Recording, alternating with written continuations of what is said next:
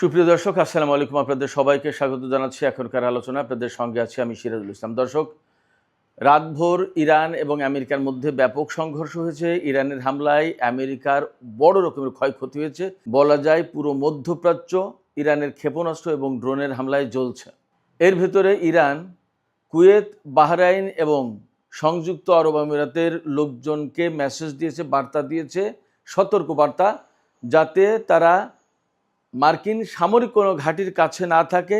এমনকি যে সমস্ত জনবহুল এলাকায় আমেরিকার ক্ষেপণাস্ত্র প্রতিরক্ষা ব্যবস্থা বা হাইমার্স সিস্টেম, ক্ষেপণাস্ত্র ছোড়ার যে লঞ্চার, এগুলো মোতায়েন করা আছে, সেই সমস্ত জায়গা থেকে যেন নিরাপদ দূরত্ব বজায় রাখে লোকজনকে, কারণ ইরান সেখানে হামলা চালাবে। এদিকে চীনের প্রেসিডেন্ট শি জিনপিং সৌদি যুবরাজ মোহাম্মদ বিন সালমানকে উদ্দেশ্য করে একটি বার্তা দিয়েছেন। তিনি বলেছেন, পারস্য উপসাগরীয় অঞ্চলের তেল সম্পদ বাঁচাতে হলে আমেরিকাকে ইরানের উপরে হামলা করা থেকে বিরত রাখুন। অর্থাৎ ইরানের উপর যাতে আমেরিকা হামলা বন্ধ করে, তার বার্তা দিয়েছেন শি জিনপিং। শি জিনপিংয়ের এই মেসেজ, এই বার্তা আসলে কি অর্থ বহন করে, আমি সে বিষয়ে আশা করি বিস্তারিত আলোচনা করব। এদিকে মার্কিন যুদ্ধবাজ সিনেটর লিন্ডসে গ্রাহামের মৃত্যু হয়েছে। তিনি মারা গেছেন, কিন্তু তার মৃত্যু নিয়ে নানান বিতর্ক। কেন এই বিতর্ক, এবং লিন্ডসে গ্রাহাম আসলে কি ছিলেন, কেন তাকে যুদ্ধবাজ বলা হয়, তিনি আসলে কিভাবে আমেরিকার জন্য, তিনি আসলে কিভাবে মার্কিন অস্ত্র কোম্পানিগুলোর জন্য লাভ বয়ে এনেছেন, সে বিষয় নিয়েও আমি আলোচনা করার চেষ্টা করব। আশা করি আপনারা আজকের এই ভিডিও থেকে বিশেষ কিছু গুরুত্বপূর্ণ তথ্য পাবেন। আর ভিডিও যদি ভালো লাগে তাহলে লাইক, কমেন্ট, শেয়ার করবেন এবং চ্যানেলটি সাবস্ক্রাইব করে সাথেই থাকবেন। দর্শক, শুরু করি ইরান এবং আমেরিকার মধ্যকার যে হামলা, পাল্টা হামলার ঘটনা, তা নিয়ে। এরই মধ্যে সামাজিক যোগাযোগের মাধ্যমে বিভিন্ন রকমের তথ্য ছড়িয়েছে। যেমন ইরান আমেরিকার আব্রাহাম লিঙ্কন বিমানবাহী রণতরীতে হামলা চালিয়েছে সিজিল ক্ষেপণাস্ত্র দিয়ে। আসলে এই তথ্যের কোনো বাস্তবতা আমি যাচাই বাছাই করতে পারিনি, শুধুমাত্র সামাজিক যোগাযোগ মাধ্যমে দেখছি। আরেকটা ভিডিও ছড়ানো হয়েছে, মার্কিন সবচেয়ে বড় যে বিমানবাহী রণতরী জেরাল্ড আর ফোর্ডে কিভাবে ইরান হামলা চালিয়েছিল এবং ইরানের হামলায় কিভাবে জাহাজটি জ্বলেছে, পুড়েছে এবং মারাত্মকভাবে ক্ষতিগ্রস্ত হয়ে ডকইয়ার্ডে স্থান নিয়েছে, সেই ভিডিও ছড়িয়ে পড়েছে। তবে বাস্তব যে ভিডিওগুলো বা বাস্তব যে তথ্য আমাদের কাছে আসছে, পাচ্ছি বা জানছি আমরা, সেটা হচ্ছে এই যে ইরান গত রাতে কুয়েতে ব্যাপক হামলা চালিয়েছে ক্ষেপণাস্ত্র দিয়ে এবং ড্রোন দিয়ে। ইরানের হামলায় কুয়েতে দুটো মার্কিন ঘাঁটি, আলী আল সালেম এয়ারবেস এবং শেখ আহমেদ আল জাবের বিমান ঘাঁটি, এই দুটো বিমান ঘাঁটিতে ব্যাপক ক্ষয়ক্ষতি হয়েছে। কোনো কোনো মাধ্যমে বলা হচ্ছে যে আমেরিকার একটা বিমান ঘাঁটি এখানে একদম সম্পূর্ণ ধ্বংস হয়ে গেছে।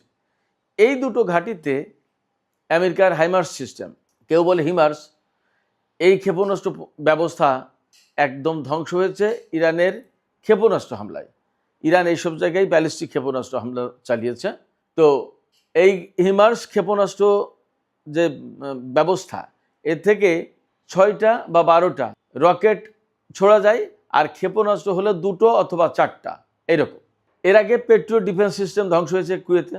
এরপরে আরও যা ধ্বংস হয়েছে তা হচ্ছে স্ট্র্যাটেজিক রাডার সিস্টেম এবং গোলা বারুদের গুদাম। এই গুদামে ক্ষেপণাস্ত্র ভর্তি ছিল, সেই গুদাম ধ্বংস হয়ে গেছে। এ সমস্ত অস্ত্র এবং প্রতিরক্ষার সরঞ্জাম আমেরিকার। বাহরাইনে P8 ইলেকট্রনিক ওয়ারফেয়ার এয়ারক্রাফটের হ্যাঙ্গার ধ্বংস হয়েছে, তার মানে সেখানে এই বিমান ছিল। এছাড়া মার্কিন সামরিক ড্রোনের কমান্ড অ্যান্ড কন্ট্রোল সেন্টার একদম কমপ্লিটলি ধ্বংস করেছে। বাহরাইনের নেভাল সাপোর্ট যে বেজ, যেখান থেকে মার্কিন বাহিনীকে সাপোর্ট দেওয়া হয়, এই বেজে হামলা চালিয়েছে এবং সেখানে এত ভয়াবহ হামলা হয়েছে যে সর্বশেষ যে খবর যখন আমি পেলাম, আমি এই ভিডিও যখন করছি তার কিছুক্ষণ আগে, তখনও সেখানে জ্বলছে, ঘাঁটি জ্বলছে। এর ভিতরে নতুনত্ব যোগ হয়েছে, ইরান ওমানে হামলা চালিয়েছে, ওমানের মার্কিন ঘাঁটিতে। সেখানে কি হয়েছে, সেখানে FPS long range air surveillance radar system আছে। এই সিস্টেমের উপরে আঘাত এনেছে ইরান। আর ওমানে আরেকটি মেরিটাইম অর্থাৎ সমুদ্রে নজরদারি চালানোর জন্য রেডার সিস্টেম সেট করা আছে, তাতেও হামলা চালিয়েছে। এরপরে সংযুক্ত আরব আমিরাতের আল জাফরা এয়ারবেজ, সেখানে ব্যাপক হামলা চালিয়েছে ইরান, জ্বলছে। অ্যাট দ্য সেম টাইম জর্দানের প্রিন্স হাসান এয়ারবেজ, সেখানেও হামলা চালিয়েছে। সেখানে জ্বালানি ডিপো এবং অস্ত্র গুদাম ধ্বংস হয়েছে।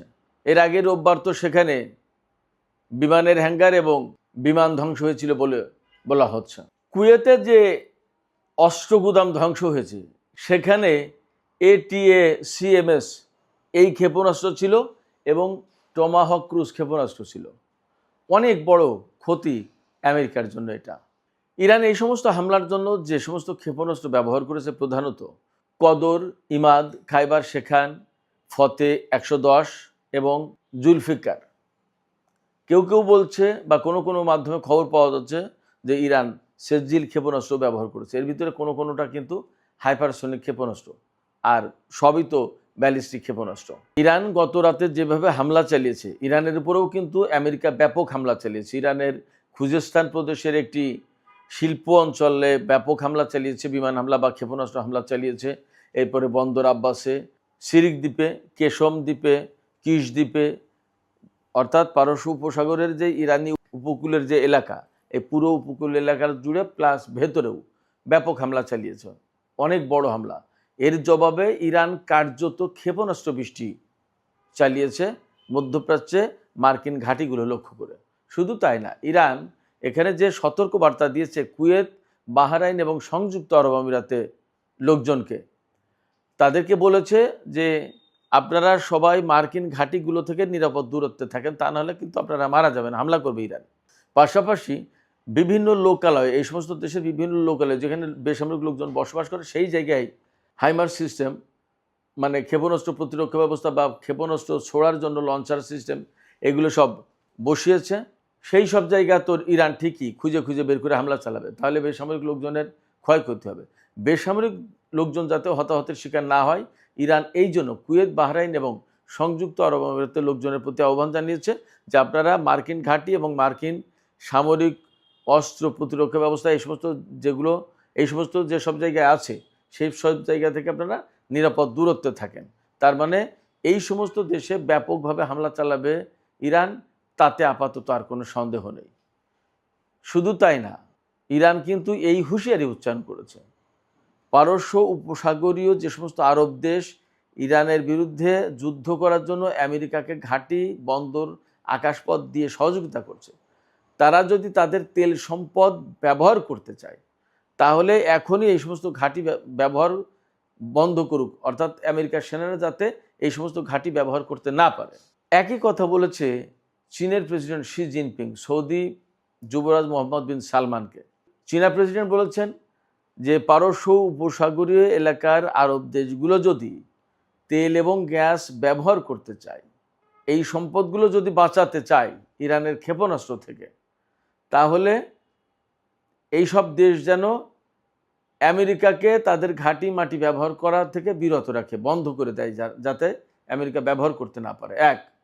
দুই হচ্ছে, শি জিনপিং আরও বলেছেন যে এই পারস্য উপসাগরীয় আরব দেশগুলোর নেতাদের উচিত ইরানের নেতৃত্বকে ধ্বংস করার জন্য আমেরিকা যেভাবে ক্ষেপণাস্ত্র এবং বিমান হামলা চালাচ্ছে সেইগুলো বন্ধ করতে বাধ্য করা উচিত আমেরিকাকে।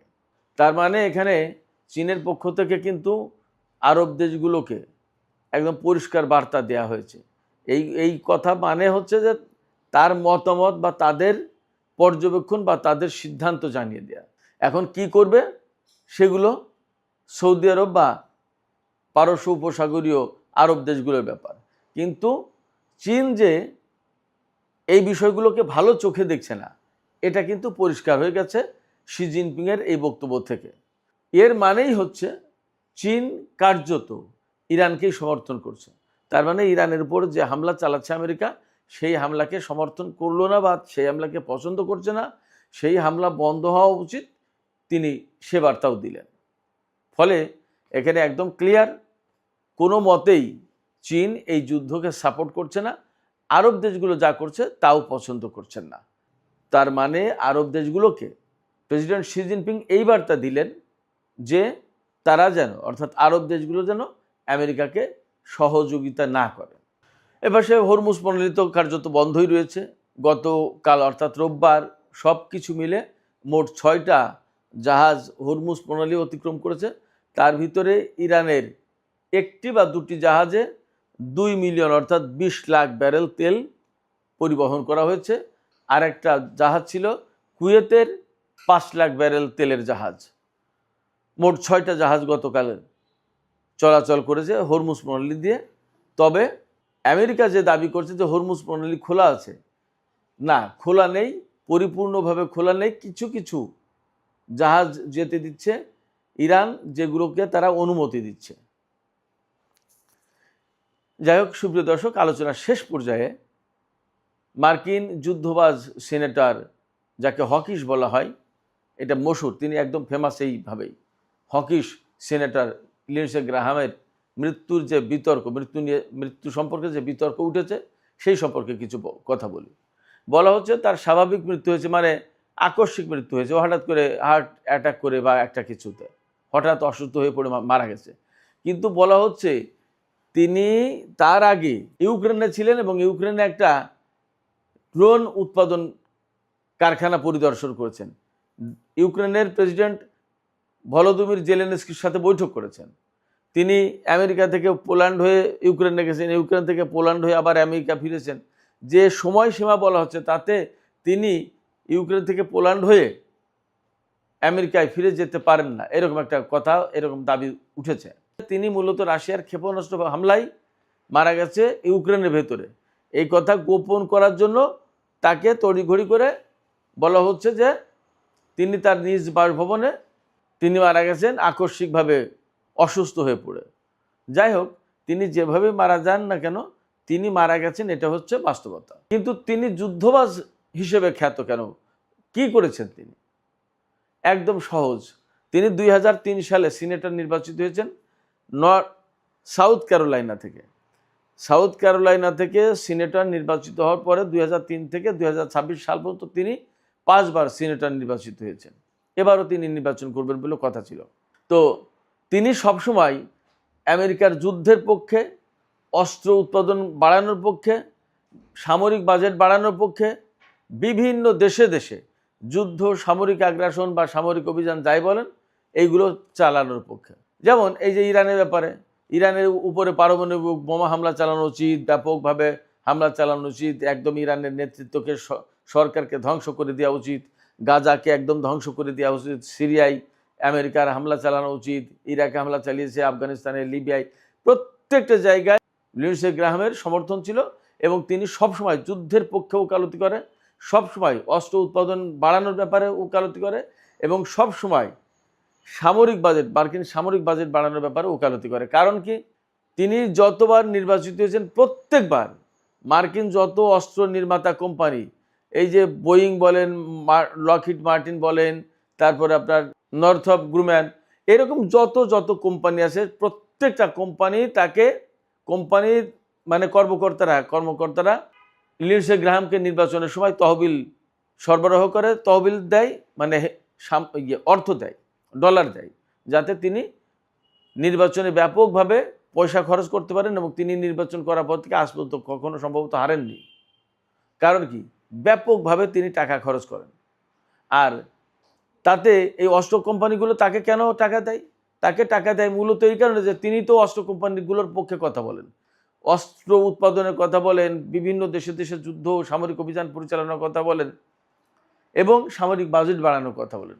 এইগুলো যখন হয় তখন অস্ত্র কোম্পানিগুলো আলটিমেটলি লাভবান হয়, যার কারণে লিন্ডসে গ্রাহামকে তারা সবাই পছন্দ করে, তাকে টাকা দেয় এবং তিনিও ওই সমস্ত অস্ত্র কোম্পানির জন্য কথা বলেন, কাজ করেন। ফলে এই লিন্ডসে গ্রাহাম কিন্তু মার্কিন অস্ত্র কোম্পানির স্বার্থ দেখে গেছেন বলে আমরা পর্যবেক্ষণে বলতে পারি। বাট তার এই যুদ্ধবাজ নীতি, অস্ত্র উৎপাদন, মার্কিন সামরিক বাজেট বাড়ানো, দেশে দেশে যুদ্ধ চাপিয়ে দেওয়া, এই সমস্ত বক্তব্য, তার এই সমস্ত অবস্থান, এই নীতির কারণে বিশ্বের বহু দেশ ব্যাপকভাবে ক্ষতিগ্রস্ত হয়েছে, তাতে কোনো সন্দেহ নেই। এবং এই ক্ষতিগ্রস্ত হওয়ার কারণে দেশে দেশে বিশেষ করে মুসলিম জনপদগুলো ধ্বংস হয়েছে এবং লাখ লাখ মানুষ, বেসামরিক মানুষ মারা গেছে। এর দায়ভাগ লিন্ডসে গ্রাহামের উপর বর্তায়, এতেও কোনো সন্দেহ নেই। সুপ্রিয় দর্শক, এখনকার মতো আলোচনা শেষ করতে চাইছি। আলোচনা শেষের আগে আমি আপনাদের কাছে প্রশ্ন করি, এই যে লিন্ডসে গ্রাহাম বিশ্বের বিভিন্ন দেশে দেশে মার্কিন সামরিক অভিযানের জন্য তার যে ভূমিকা, সেই ভূমিকার কারণে তাকে কি আসলে দায়ী না করে পারা যায়? তিনি কি দায়ী নন? আপনাদের মতামত কি? আপনাদের মতামত কমেন্টে জানাতে পারেন। আর ভিডিও ভালো লাগলে লাইক, কমেন্ট, শেয়ার করবেন এবং চ্যানেলটি সাবস্ক্রাইব করে সাথেই থাকবেন। সুপ্রিয় দর্শক, পরিশেষে আরেকটি কথা বলি, আমরা নতুন করে আরেকটি চ্যানেল খুলেছি, ইউটিউব চ্যানেল, যেখানে বাংলাদেশ, ভারত, পাকিস্তান, চীন, মিয়ানমার অর্থাৎ আমাদের দক্ষিণ এবং দক্ষিণ পূর্ব এশিয়ার ভূ রাজনীতি থেকে শুরু করে অর্থনৈতিক, আঞ্চলিক, কৌশলগত নানা বিষয়ে আলোচনা হবে এবং ইনডেপথ আলোচনা হবে। চ্যানেলটির নাম দেওয়া হয়েছে টক উইথ সিরাজ ইনসাইট। আশা করি আপনারা এই চ্যানেলটিও দেখবেন এবং সবাই সাবস্ক্রাইব করে পাশেই থাকবেন। আমি যে কথা বলতে চাই সেই কথা কিন্তু এই চ্যানেলে মূলত মধ্যপ্রাচ্য এবং ওই অঞ্চলের কথাগুলোই বেশি আসে।